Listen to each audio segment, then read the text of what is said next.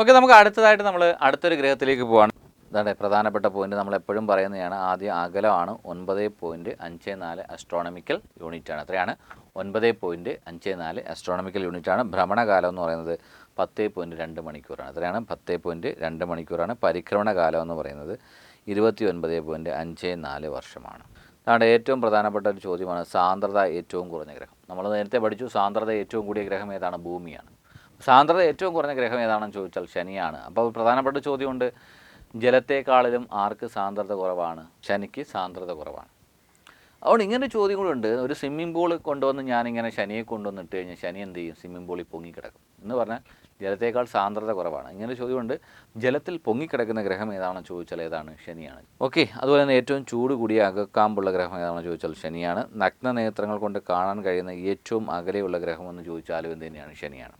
അതുപോലെ തന്നെ ഏറ്റവും വലിയ രണ്ടാമത്തെ ഗ്രഹം, ഏറ്റവും വലിയ ഗ്രഹം നമുക്കറിയാം വ്യാഴമാണ്. ഏറ്റവും വലിയ രണ്ടാമത്തെ ഗ്രഹം ഏതാണെന്ന് ചോദിച്ചാൽ ഏതാണ്? ശനിയാണ്. അതുപോലെ തന്നെ ഭ്രമണ വേഗത കൂടിയ രണ്ടാമത്തെ ഗ്രഹം എന്ന് ചോദിച്ചാലും എന്ത് തന്നെയാണ്? ശനിയാണ്. ഭ്രമണ വേഗത കൂടുതൽ ആർക്കാണെന്ന് ചോദിച്ചാൽ വ്യാഴത്തിനാണ്. അതുപോലെ തന്നെ വലയങ്ങൾ കാണപ്പെടുന്ന ഗ്രഹം, വലയങ്ങൾ, ചുറ്റും വലയങ്ങൾ കാണപ്പെടുന്ന ഗ്രഹം ഏതാണെന്ന് ചോദിച്ചാൽ ശനിയാണ്. ഏറ്റവും പ്രധാനപ്പെട്ട PSC ചോദ്യമാണ്. ABC എന്നിങ്ങനെ തുടങ്ങുന്ന വലയങ്ങൾ കാണപ്പെടുന്നത് എവിടെയാണെന്ന് ചോദിച്ചാൽ ശനിയാണ്. എന്നാൽ ലിബർട്ടി, ഇക്വാളിറ്റി ആൻഡ് ഫ്രട്ടേണിറ്റി അങ്ങനെയുണ്ട് കേട്ടോ. എന്നാൽ ഈ ABC എന്ന് പറയുന്ന വലയം, ലിബർട്ടി, ഇക്വാളിറ്റി ആൻഡ് ഫ്രട്ടേണിറ്റി ആണെന്ന് ചോദിച്ചാൽ നെപ്റ്റ്യൂണാണ്. ABC എന്നിങ്ങനെ തുടങ്ങുന്ന വലയങ്ങൾ കാണപ്പെടുന്നത് ശനിയാണ്.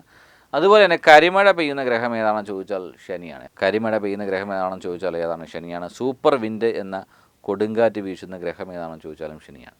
അതുപോലെ തന്നെ ഗ്രേറ്റ് വൈറ്റ് കാണപ്പെടുന്ന എവിടെയാണെന്ന് ചോദിച്ചാൽ ശനിയാണ്. അതുപോലെ തന്നെ ഗോൾഡൻ ജൈൻ്റ് എന്നറിയപ്പെടുന്നത് എന്തിനു തന്നെയാണ്? ശനിയാണ്. ഗോൾഡൻ ജൈൻ്റ് എന്നറിയപ്പെടുന്നത് എന്തിനാണെന്ന് ചോദിച്ചാൽ ശനിയാണ്. നമ്മൾ നേരത്തെ പഠിച്ചു, റോമക്കാരുടെ സന്ദേശദേവൻ്റെ പേരിൽ അറിയപ്പെടുന്ന ഗ്രഹമാണ് ബുധൻ. റോമക്കാരുടെ സൗന്ദര്യ ദേവതയുടെ പേരിൽ അറിയപ്പെടുന്ന ഗ്രഹമാണ് വീനസ് എന്ന്, അല്ലെങ്കിൽ ശുക്രൻ എന്ന് പറയുന്നത്. എന്നാൽ റോമക്കാരുടെ കാർഷിക ദേവൻ്റെ, കൃഷിദേവൻ്റെ പേരിൽ അറിയപ്പെടുന്ന ഗ്രഹം ഏതാണെന്ന് ചോദിച്ചാൽ ശനിയാണ്.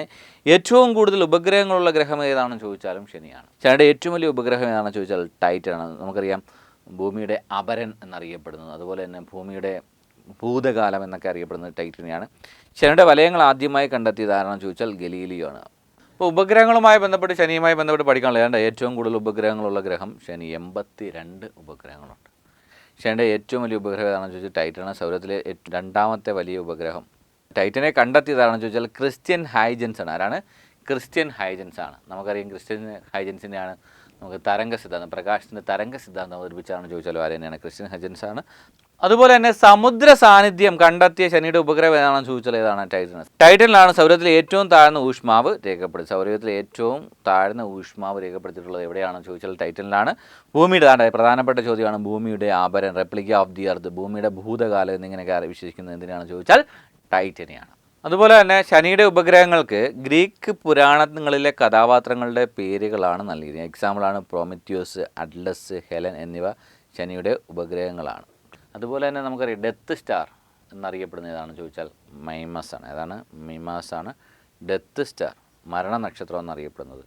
ഓക്കെ, അപ്പോൾ നമ്മൾ ശനിയുമായി ബന്ധപ്പെട്ട് ഇത്രയും കാര്യങ്ങളാണ് പറയാൻ ഉദ്ദേശിച്ചിട്ടുള്ളത്. Okay, thank you.